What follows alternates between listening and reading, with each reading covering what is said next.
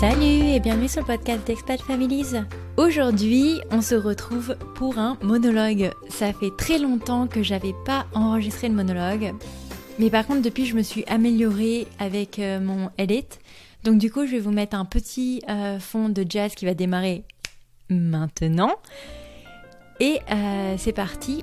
Je suis là pour vous raconter nos péripéties, à savoir un peu pourquoi on est arrivé à Seattle le mois dernier.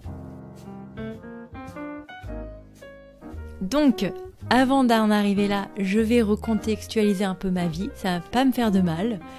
Donc, je m'appelle Cindy, j'anime ce podcast depuis juin 2020. Quand j'ai démarré, j'habitais à New York. Ensuite, on a déménagé en août 2020 à Los Angeles. Enfin, plus précisément, à Manhattan Beach. Donc, la vue, c'est son cours. Et en fait, en septembre, on a un couac avec l'appartement dans lequel on est, qui nous pousse en fait à être assez réactifs et à changer d'appartement ASAP. Et donc, nécessairement, on regarde les annonces sur Zillow, sur apartment.com, voilà, sur tous les sites internet.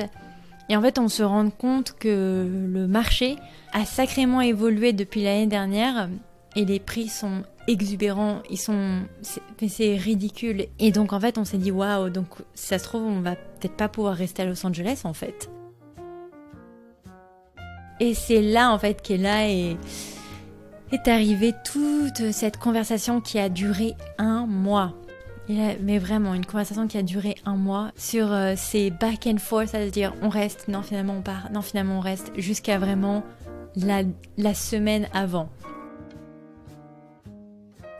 Mais je vais revenir là-dessus un peu plus tard. D'abord, j'aimerais bien vous parler du choix. Donc en fait, étant donné qu'on se rend compte qu'on va pas pouvoir nécessairement rester à Los Angeles, on décide d'ouvrir un peu nos opportunités. Et c'est là où arrive en fait ce que moi j'appelle, avec beaucoup de frustration, nos problèmes de riches. C'est-à-dire qu'on a trop de choix et qu'on ne sait pas où aller habiter. Donc moi très vite je propose Seattle parce que en fait Los Angeles n'était pas dans le top de ma liste. Moi ce qui était dans le top de ma liste sur la côte ouest, c'était d'abord San Francisco, ensuite Seattle, ensuite Los Angeles et peut-être San Diego. Et donc on regarde quand même sur Seattle et on se dit bon bah les prix sont quand même affordable. Enfin, ils sont pas affordable. Ils ont apparemment aussi pris une claque vers le haut. Mais c'est juste que tu as plus d'espace pour ton argent. Donc ça c'était un point. Mais par contre Seattle, énormément de moquettes. Et nous s'il y a un critère, parce qu'en plus on est chiant. S'il y a un critère qu'on n'aime pas, c'est la carpet. Enfin la moquette. Donc ça nous a un peu freiné. On s'est dit si alors bon nanana ça a l'air pas mal. Tous les deux on n'y avait jamais mis un pied aussi. Il y a aussi le facteur pluie parce qu'on vient quand même de Los Angeles. Là on est en septembre. On est en septembre. On est mi-septembre je crois. Donc on regarde ça la première semaine. On se dit ok pourquoi pas si alors. Et puis après on va à la plage le week-end et on se dit oh quand même. C'est joli Los Angeles, on n'a pas assez expérimenté Los Angeles. Il fait beau, il y a la plage. Donc Mac a essayé de me convaincre sur Silver Lake ou Los Feliz. On cherchait des appartements, même en augmentant les tarifs et on ne trouvait rien. Ou alors on downsize. Donc on essayait de trouver des appartements plus petits, mais ils étaient vraiment moches. Enfin pas terribles. Et donc on se dit bon bah tant pis en fait on peut vraiment pas rester à Los Angeles. Saisissons cette opportunité pour essayer notre ville. Donc Mac regarde quand même San Francisco parce qu'on n'est pas bête, c'était quand même notre destination phare si on allait sur la côte ouest. Et bien entendu que San Francisco restait hors de prix. Donc c'est vite tombé à l'eau. Et donc Mac commence à me parler de Austin au Texas. Pourquoi Austin ? Parce que Austin c'est quand même... c'est très affordable. Il y a un exode de gens de la Californie, il y a des startups, voilà, c'est quand même la nouvelle ville un peu hit aux États-Unis. Mais ouais, ça me tentait pas plus que ça, Austin, parce que Après, voilà, je vous donne mon ressenti à moi, et encore une fois, c'est mon expérience, et C'est mon opinion personnelle. Mais moi, s'il y a un truc qui m'inquiète, c'est le climate change. Et en fait, j'ai lu des documentaires sur la rivière du Colorado qui est en train de se dessécher au fur et à mesure, et à quel point maintenant au Mexique par exemple, ils vivent des sécheresses parce qu'ils voient la rivière du Colorado se diminuer d'année en année. Et Mac me disait d'ailleurs que quand il était allé au festival South by Southwest, il avait goûté l'eau par exemple du robinet, il avait trouvé ça un peu... bon, pas très agréable à la bouche, un peu plâtreux. Et donc moi, voilà, ça m'a fait tilt. Je me dis que j'ai quand même pas envie, parce que moi j'avais quand même envie d'aller déménager dans une ville où je peux me projeter, où je peux imaginer qu'un jour je vais vouloir acheter une maison. Los Angeles, je voyais que je n'allais jamais vouloir investir, parce que déjà ça coûte super cher. Et de deux, honnêtement, le climate change, vous le sentez énormément en Californie. On voit les feux de forêt, on sent la chaleur, enfin... Tu sens quand même que tu vois l'herbe qui est desséchée, enfin tu sens vraiment qu'il y a un problème. Et je me vois pas en fait aller à Austin, parce que Austin, moi je vois que d'ici plusieurs années en fait, malheureusement il y aura plus d'eau parce que le Colorado River aura desséché. Bref, donc ça c'est ma névrose à moi, hein, le climate change. Je me voyais pas quitter une zone sèche pour arriver sur une zone sèche, avec des lacs qui, d'ici plusieurs années, je pense, dessécheront, malheureusement si l'humain ne fait pas autre chose. Mais bon, bref, ça c'est un autre sujet. Et puis un autre truc quand même qui tapait dans la balance, c'est tous ces magnifiques animaux un peu exotiques qui rampent et dont j'en ai fortement la phobie, et qui sont les serpents par exemple. Et j'ai cru comprendre qu'il y en avait plusieurs qui pouvaient rôder dans des jardins, et moi je me voyais pas, déjà j'ai des phobies de vers de terre, mais alors un serpent, je pense que j'avais un arrêt cardiaque imminent. Je sais, hein, c'est des histoires, mais on était encore sur du détail, mais je vous jure que ouais, j'aime pas les trucs qui rampent. Bref. Et un autre point aussi qui pesait dans le contre de Austin, c'était quand même aussi l'été, qui est quand même bien lourd. Je crois qu'ils appellent ça un mid-tropical ou quelque chose comme ça, où en fait c'est le même qu'à New York, quoi, où il fait très humide et très chaud. J'ai pas quitté encore une fois l'été de New York pour me retaper un été à New York. Enfin, je veux dire... si je veux me taper un été extrêmement lourd et humide, bah je retourne à New York. Je veux dire, je vais pas m'embêter à aller à Austin. Et donc voilà, à cause de mes serpents et de mon changement climatique et de l'humidité, on a dit adieu à Austin. Et donc ce qui restait, c'était soit rester à Los Angeles, soit aller à Seattle. Et après on s'est dit, bah attends, parce qu'en fait Mac voulait essayer potentiellement d'être toujours dans l'industrie du cinéma. Et sachant que quand même Seattle, il n'y a pas de scène cinématographique. Ce qu'il y a, c'est Vancouver, par contre, qui a 3 heures en voiture. Mais sinon, il n'y a pas beaucoup de... Voilà, il n'y a pas beaucoup d'espace en fait pour les films. Il y en a pour les jeux vidéo, mais il n'y en a pas pour les films. Donc c'est pour ça qu'en fait qu'il voulait regarder Austin, parce qu'il y a quand même, voilà, il y a quand même énormément dans le divertissement, avec notamment le festival South by Southwest. Mais voilà, étant donné que Austin avait droppé, il a regardé Portland. Donc on a regardé Portland. Je reviendrai sur Portland plus tard, parce que Portland n'est toujours pas out of the list, pour être honnête. Donc on a regardé les loyers sur Portland. Les prix, c'était assez attractif aussi. La raison pour laquelle en fait on s'est pas arrêté plus que ça sur Portland, c'est parce qu'on s'est dit quand même, quitte à déménager sur le Pacific Northwest, autant prendre la ville la plus grosse entre guillemets, pour voir si déjà ça nous plaît. Donc on a mis Portland de côté, et donc on s'est vraiment focalisé du coup sur Seattle. Et je crois qu'on est arrivé du coup à début octobre. Et donc en fait... on s'est dit, bon, bah, faut qu'on se mette d'accord, en fait, on peut pas rester comme ça. Et puis, mine de rien, là, j'en parle, mais ça nous prenait tellement d'énergie à être indécis comme ça et à vivre dans le brouillard le plus complet. En fait, tu peux pas te projeter. Et par exemple, j'étais en train de travailler sur un autre podcast que j'avais envie de sortir. Et j'avais pris énormément d'avance, par exemple, sur celui-là. Et mine de rien, ça m'a complètement stoppée parce que j'arrivais pas à me projeter de nulle part. Et je me disais, mais comment je vais faire? Où est-ce que je vais être? Enfin, j'étais toujours au milieu des cartons. J'avais démarré les cartons. Voilà, tu te sens plus chez toi et t'as besoin quand même d'avoir un minimum de setup pour pouvoir booster ta créativité. En tout cas, c'est ce que j'ai remarqué à travers ce déménagement. Et donc c'était vraiment fastidieux de vivre dans le brouillard comme ça pendant plusieurs semaines. Et en fait, je me suis dit, ce que je vais faire, c'est que je vais quand même booker le déménagement à Seattle pour le 15 octobre. On avait booké le Airbnb à Seattle, on avait booké les 2 chambres d'hôtel pour faire le road trip. Et en fait, on pouvait tout annuler sous 24 heures. Donc voilà, on s'était dit, on prend ça juste au cas où. Et en fait, on était arrivé au point où on s'était dit, ok, ce qu'on va faire, c'est qu'on va essayer de trouver un appartement à Los Angeles. Et si on trouve rien, et tant pis.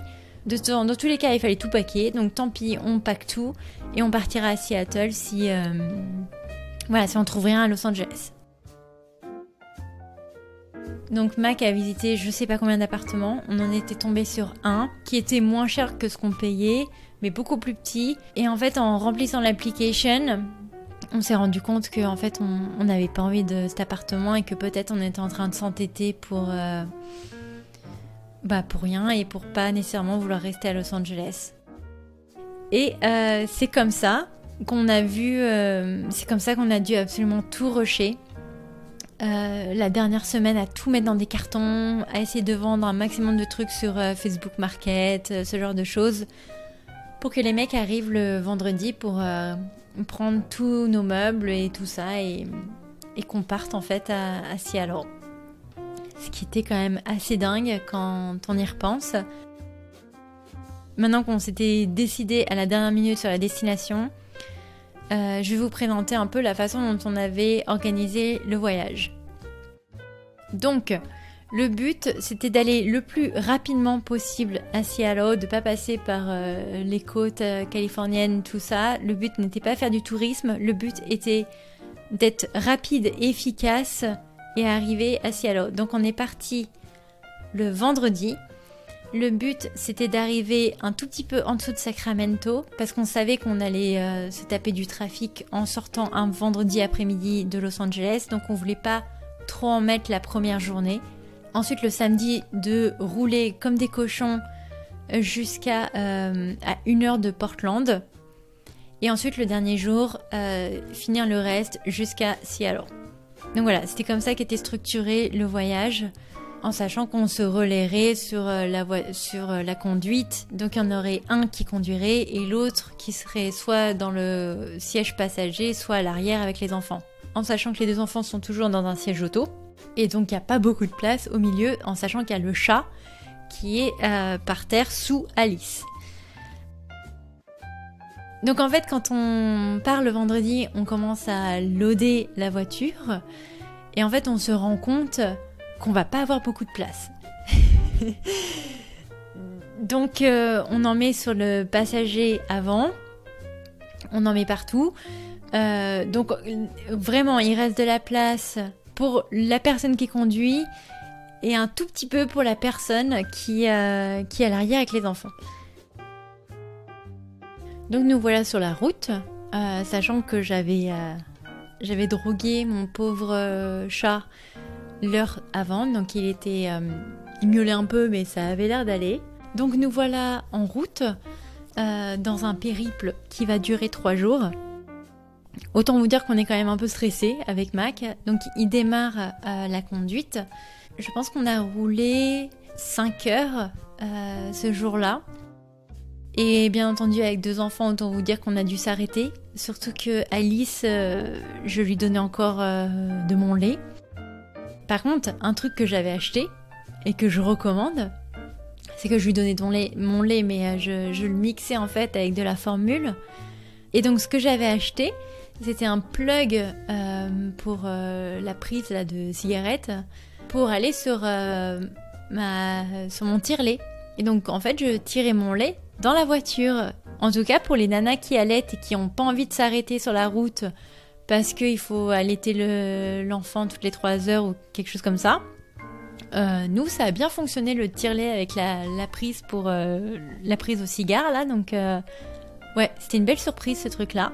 Et ça nous a bien sauvés de pas devoir s'arrêter pour nourrir Alice et lui donner directement un biberon dans la voiture de mon lait fraîchement tiré. Voilà, c'était la petite aparté lactée. On avait visé 8 heures, d'arriver vers 8 heures et on est arrivé vers 10h30, 11h du soir dans cette charmante ville qui est Stockton, en sachant que quand on avait booké les hôtels, on avait essayé de prendre des hôtels où les entrées sont en extérieur en fait, si vous voyez un peu ce que je veux dire.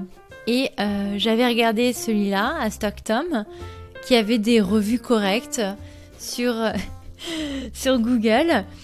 Et en arrivant sur place, donc c'est moi qui vais check-in l'hôtel parce qu'il est sous mon nom. Et en fait, quand j'arrive là-bas, donc en fait, quand on arrive sur le parking, il y a énormément de monde. Et on se dit c'est quand même vachement bizarre. Après, on se dit bon, c'est vendredi soir, peut-être qu'il y a un mariage, peut-être qu'il y a des gens qui se sont regroupés, who knows. Et en fait, on se rend compte que en fait, ce n'est pas un mariage ou quoi et que l'ambiance est chelou. Et en fait, je vais pour check-in.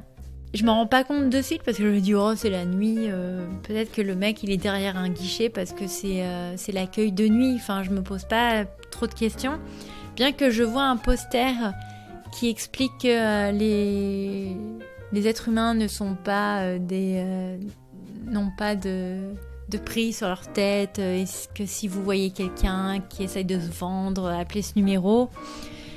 Après, je me dis, bon, c'est bien, ils font de la prévention contre la prostitution, why not? Et donc, je récupère les clés, je demande au mec s'il a un pack and play, parce que c'est ce que j'avais demandé dans le mémo. Il me dit que non. Donc déjà, je tire la tronche, je suis pas très contente, parce que je me dis, bon bah, je sais pas où va dormir mon fils, tant pis, on avisera. C'est les aléas du direct. Donc je monte dans la chambre pour ouvrir la porte et voir un peu la tronche de la chambre.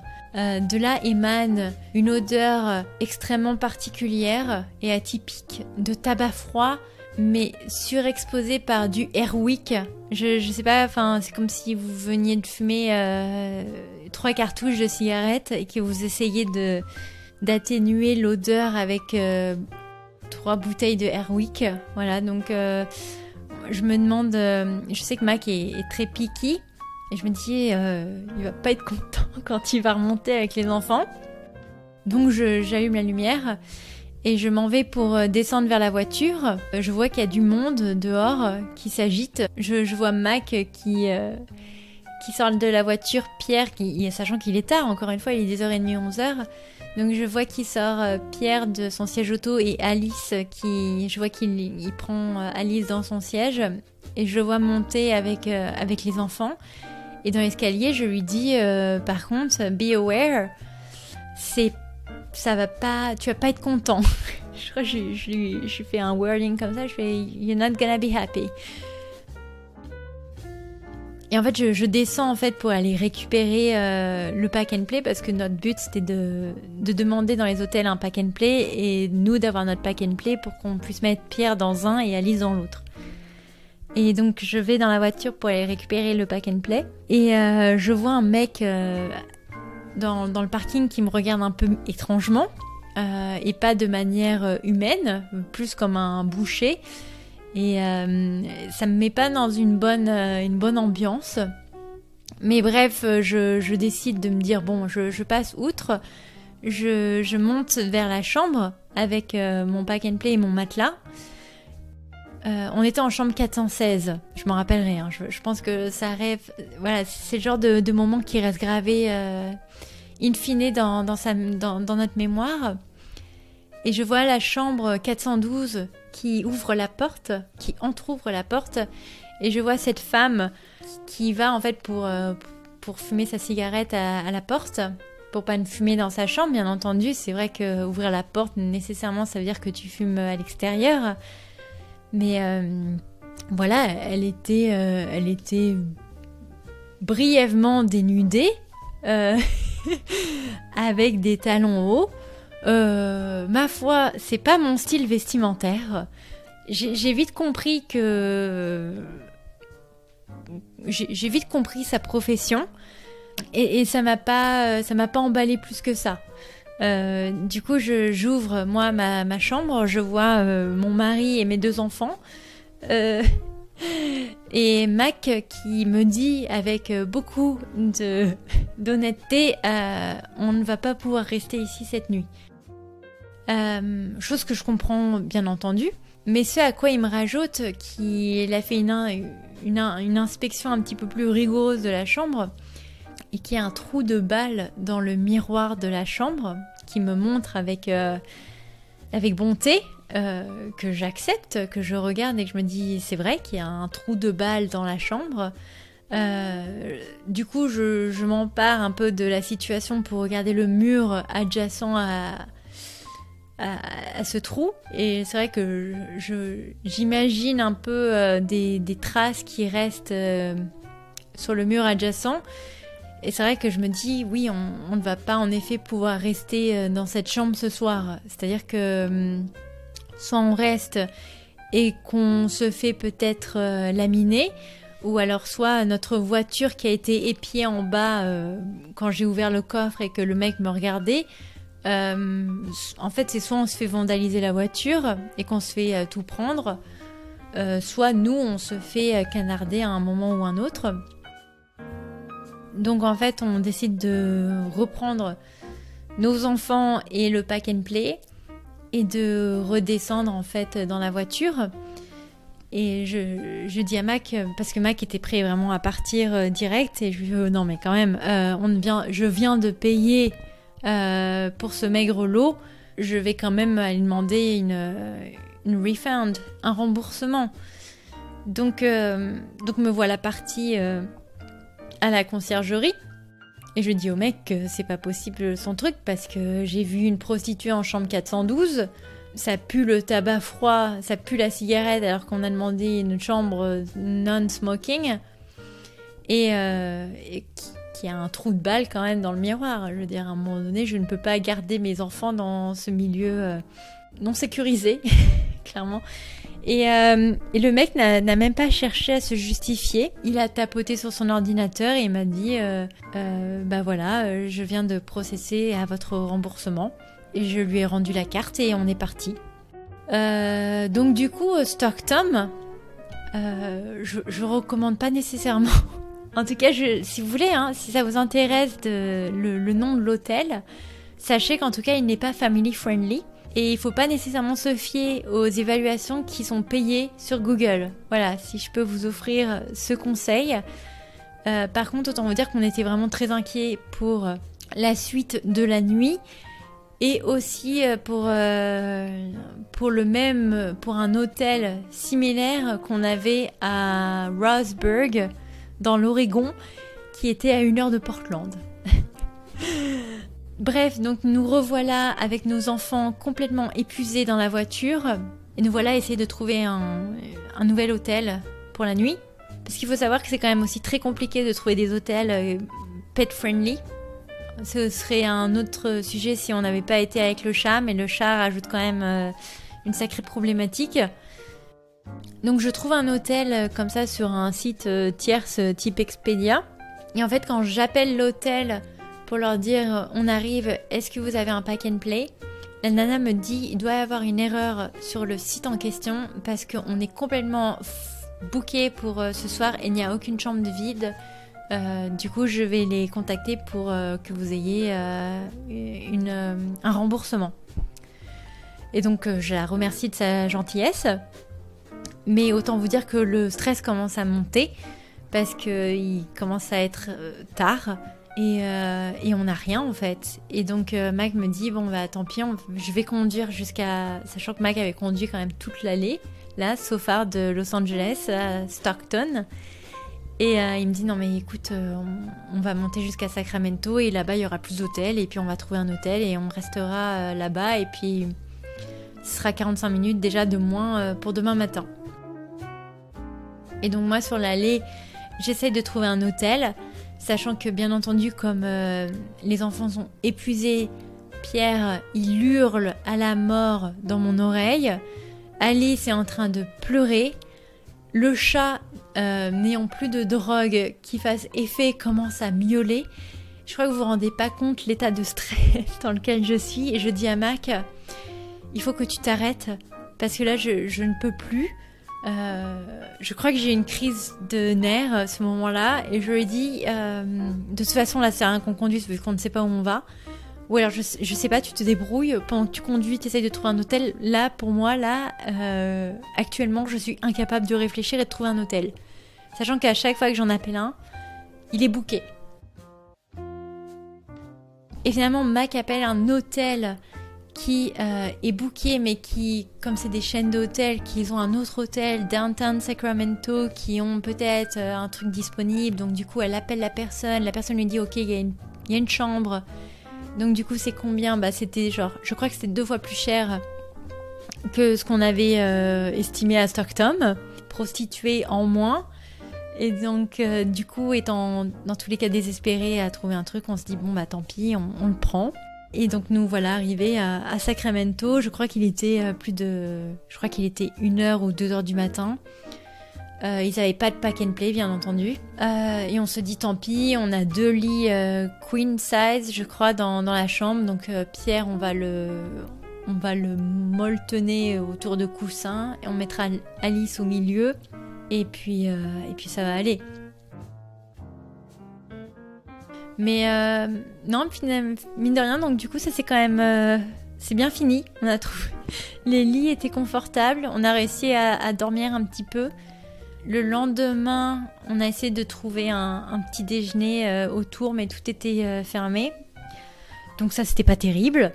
Je crois qu'on était Midtown Sacramento ou quelque chose comme ça.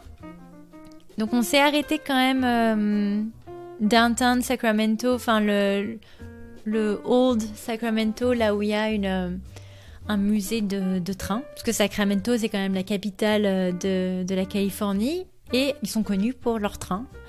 Donc c'était vraiment très très joli. Franchement, hein, si on avait eu plus de temps, ça aurait été très sympa de marcher dans le Old Sacramento. Bref, donc... ayant mangé, on décide de se remettre en route et Mac reprend le volant. Je sais pas, il avait envie de conduire. Je crois qu'en fait, en vrai, je pense que c'est plus simple de conduire que d'être derrière avec les enfants. On avait quand même prévu en activité parce qu'on sait que quand on en était dans le trafic à Los Angeles, que Pierre tapait des crises après 1 heure de voiture, donc on avait anticipé on avait téléchargé des épisodes de Mickey ou de Choupi sur l'iPad de Mac, qu'on avait acheté aussi un trépied pour mettre l'iPad de Mac pour que Pierre ne le touche pas et que ce soit genre juste un écran télé en face de lui. Et mine de rien, et je tiens à le préciser, Allison, donc qui est une copine de Los Angeles, avait acheté à Pierre avant qu'on parte... Comment ça s'appelle ? Un mess-free paint. C'était un petit bloc-notes de la marque Melissa & Doug. Et je vous jure que ce truc a occupé Pierre pendant les 3 jours du road trip. Mais alors, je me rappelle d'un truc quand même qui s'est passé pendant ce périple entre la Californie et entre du coup Sacramento et Roseburg. C'est là où on s'est arrêté, c'est dans la ville de Roseburg.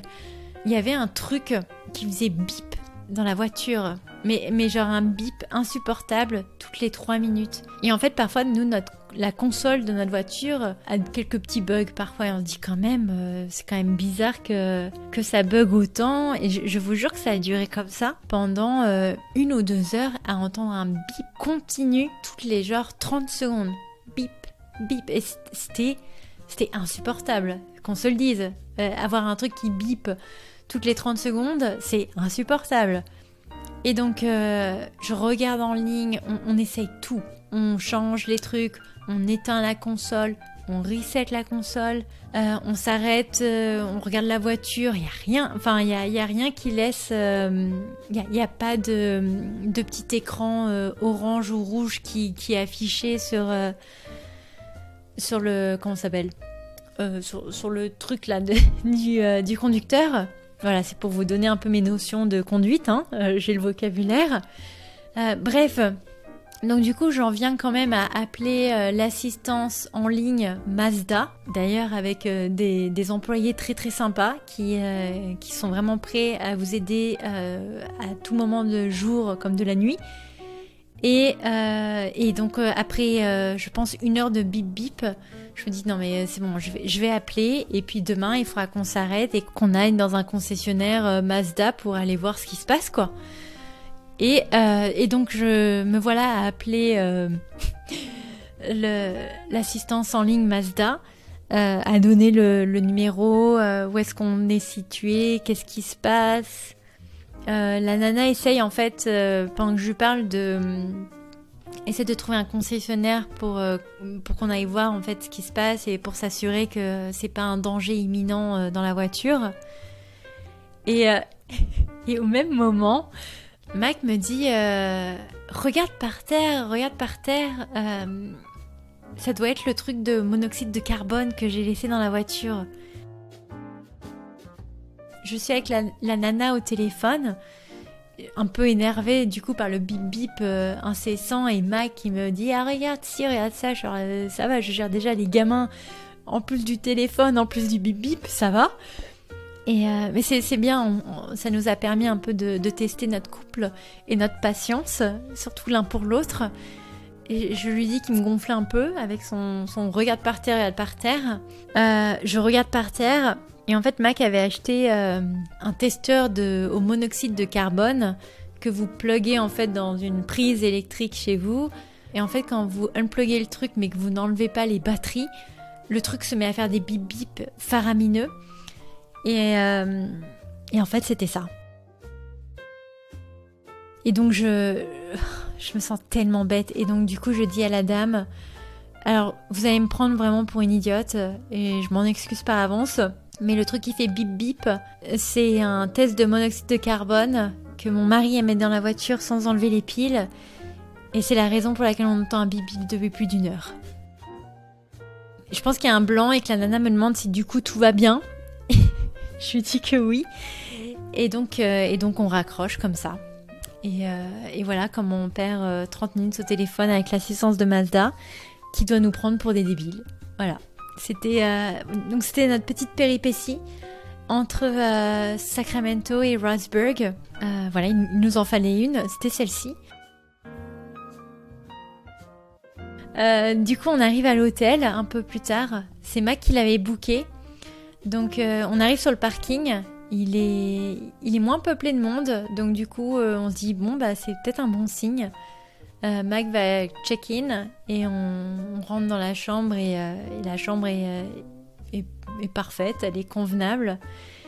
Et donc on va se chercher à manger et on mange ici, on dort ici et tout se passe vraiment très très bien.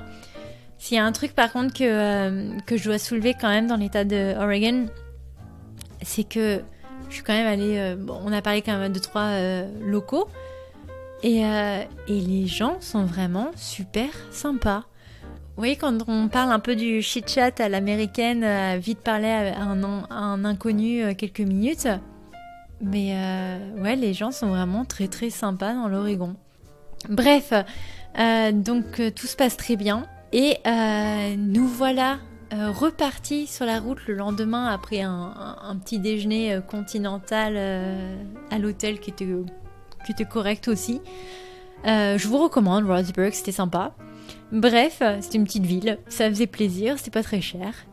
Et donc nous voilà partis. En fait on se disait bon bah on va hit the road et on va aller directement manger un déjeuner sur Portland vu qu'on est à 1 heure en voiture. Donc nous revoilà mis en route. On va faire le plein de l'essence avant de hit the road Jack. Enfin je dirais hit the road Mac. Voilà, c'était ma petite blague du soir. Et en fait c'est là où on se rend compte que étant donné qu'on est monté je pense en altitude ou je ne sais quoi, les pneus, la pression des pneus a changé ou a évolué. Et en fait, on commence à avoir un indicateur sur comment ça s'appelle ? Il faudra que je trouve sur internet comment ça s'appelle. Le truc qui annonce la vitesse, les indicateurs de la voiture. Je ne sais plus quel est le mot en français. Bref, il y a un indicateur qui s'affiche. Du coup, on regarde sur Google ce que c'est. On n'en a jamais autant appris sur notre voiture. Et donc, c'est là on se rend compte qu'on doit remettre de l'air dans les pneus. Et donc on y va pour faire ça. C'était la première fois que l'un ou l'autre, on avait... on est vraiment des vieux citadins, c'est incroyable. Et donc on va changer ça, on essaye de trouver des gens pour nous expliquer comment faire. C'est ridicule. On n'est pas capable de sortir les doigts des fesses, mais c'est bien, on y est arrivé. Voilà, on peut quand même être fiers de nous. On n'en aura jamais autant appris sur notre voiture que pendant ce voyage. Bref, donc nous revoilà sur la route après avoir perdu 1 heure à essayer de comprendre notre voiture. Et on arrive à Portland. Et là, écoutez, on est agréablement surpris. On s'arrête dans un quartier qui s'appelle Boise, si je me souviens bien. Et on s'est arrêté dans un truc complètement aléatoire qu'on a trouvé sur internet. Et on est agréablement surpris. On se dit, quand même c'est notre vibe. Et donc on mange notre salade, on fait quand même un tour. On fait un tour de la ville, on fait un tour du parc général quand même de la ville. Et on se dit, waouh, c'est quand même une très très belle ville. Et sinon on s'est rendu compte que, ouais, vraiment, hein, je pense que Mac comment on s'est dit, mince, on a peut-être fait une erreur de casting. Et je vous jure qu'on s'est même dit, et si on annulait notre Airbnb, qu'on n'allait pas à Seattle et qu'on restait ici. Je vous jure que ça... Ouais, je vous jure que ça nous a un peu percuté. C'est pour ça que là, on est arrivé à Seattle, mais je sais pas ce qu'il en est pour Portland. Enfin, vraiment, je pense que c'est un petit peu plus notre... et même après avoir passé quand même un mois ici, il y a peut-être moyen que Portland soit un petit peu plus notre vibe. Bref, donc Oregon, c'est pas out of the question, ça c'est sûr. Et c'est marrant comme juste trouver un quartier comme ça de manière totalement aléatoire pour être notre vibe. Et c'est là on se dit peut-être qu'on a plus à explorer dans cette ville. Donc je pense qu'on y retournera. Bref, donc du coup on finit notre épopée. Tout le monde survit quand même, mine de rien. Et Mac, surtout qu'on se le dise, Mac conduit tout le trajet. C'est-à-dire que Mac se sera quand même tapé 18 heures de voiture, tout seul. Et c'est pas faute quand même que je lui ai proposé. Enfin, je veux dire, si tu veux, je conduis et tu vas à l'arrière. Et à chaque fois, il me disait non, t'inquiète. Donc non, finalement, ça se goupillait vraiment très très bien. Et moi, j'étais fatiguée derrière avec les petits et lui, il était fatigué devant à conduire. Donc, je pense que mine de rien, c'était une belle harmonie et ça a bien fonctionné. Donc, Portland-Seattle, il y en a pour 3 heures de route. Et on arrivait le soir dans notre Airbnb qu'on avait trouvé. Il a fallu qu'on s'installe et tout. Le Airbnb était très bien, il était correct, pareil. Et c'est là où s'en est fini notre péripétie et notre voyage. J'arrive pas franchement, même aujourd'hui, j'arrive toujours pas à croire qu'on se soit fait Los Angeles, Seattle en 3 jours avec 2 enfants et un chat. Je pense que parfois il faut savoir s'applaudir et être fier de soi, et je pense qu'on a fait un bon travail tous les deux. Je dis pas qu'on s'est pas engueulé, ça c'est faux, on s'est engueulé, mais c'était quand même un sacré exploit. Mine de rien, c'était quand même très sympa. Je pense qu'on s'est quand même bien amusé. Parce que je pense que c'était aussi le challenge de devoir se faire un périple comme ça en famille. Et ouais, c'était très sympa. Est-ce que je le referai tous les jours? Non. Mais voyant que voilà, Pierre a réussi à globalement bien dormir les nuits et tout, je pense qu'en tout cas, ça nous encourage à faire des road trips avec les enfants. Peut-être pas avec le chat. Le chat, finalement, le pauvre a dû être drogué tous les jours, pendant 3 jours. Mais écoutez, aujourd'hui, il est content. Et voilà, donc il y avait plus de peur que de mal, mine de rien, sur ce road trip. Donc ça, c'en était pour la partie road trip. Pour ce qui est de l'arrivée sur place, donc on est arrivé... du coup, je crois qu'on est arrivé le 18 octobre. C'était un lundi. Mac avait pris off le mardi pour qu'on puisse un peu explorer, pour qu'il se repose aussi quand même de ce long trajet. Et j'avais setupé quelques visites d'appartements Donc le mardi, on en avait visité, je crois, 3 ou 4. On était resté sur le côté East, parce que j'avais regardé, il y a un groupe de Français à Seattle, il y en a même 2, 3, bref. Il y a des gens, en fait, je pense que c'est 2 vibes, hein. C'est 2 univers différents. Pour avoir vécu 2 semaines d'un côté et 2 semaines dans l'autre, je pense que je peux donner un tout petit peu de mon opinion. Le côté East, c'est plus calme. Par contre, il y a plus d'accès à la nature. Je pense que les gens ayant des revenus plus élevés sur le côté East, les playgrounds, les amenities, ce genre de choses sont mieux conservées ou peut-être plus nouvelles. Et donc du coup, voilà, en tout cas moi les playgrounds que j'ai vus, les plus beaux, c'était quand même sur le côté East. Oui, j'ai testé beaucoup de playgrounds, ça c'est clair et net. Donc on avait vu un appartement sur Kirkland qui était très sympa, qui était directement en ville, donc facilement accessible à pied. Franchement, ça avait l'air vraiment très très chouette. On a visité après plein de trucs à Seattle même, mais il n'y avait rien qui popait vraiment notre rétine. On était en train de négocier tout ce qui était le prix du logement de l'appartement de Kirkland. Et puis, en fait, il y a un mec que j'avais contacté en amont le mois dernier et qui m'avait dit que finalement, en fait, la maison a été prise. Et en fait, il m'a recontacté pour me dire que finalement, la personne pour qui il avait envoyé le list n'est jamais revenue vers lui et que donc, du coup, la maison était toujours vacant. Et on a visité la maison et ça a été voilà, ça a été le coup de cœur, quoi. Clairement, on est tombé complètement amoureux de cette maison. On n'a jamais habité dans une maison. On a toujours habité dans un appartement. Et bref, donc du coup, pendant, je pense, 2 semaines, on a hésité. Est-ce qu'on prend l'appartement? On trouvait la moindre excuse pour essayer de retarder la signature de l'appartement parce qu'on essayait aussi de négocier pour la maison, pour essayer de baisser le prix. Et du coup, ça peut être un autre conseil que j'ai pour vous. C'est quand vous cherchez un appartement ou quand vous cherchez un logement aux États-Unis, le prix indiqué peut être parfois négociable. Donc déjà, en fait, vous pouvez essayer de potentiellement descendre de peut-être $100 par mois, voir un peu s'ils sont OK avec ça, s'ils peuvent faire un geste ou non. Nous, c'est ce qui s'est passé pour la maison. Pour la maison, ils ont dit non. Et en fait, quand ils ont dit non, on a proposé d'étendre notre bail, qui est en général un bail de 12 mois, d'essayer de l'étendre à 18 mois au lieu de 12, avec un taux préférentiel. Et c'est là où en fait on est venu descendre notre montant de $100 par mois. Et parfois en fait vous pouvez avoir des belles surprises. L'appartement par exemple à Kirkland, on avait réussi à le descendre de $200 par mois en s'engageant sur 18 mois sur un bail.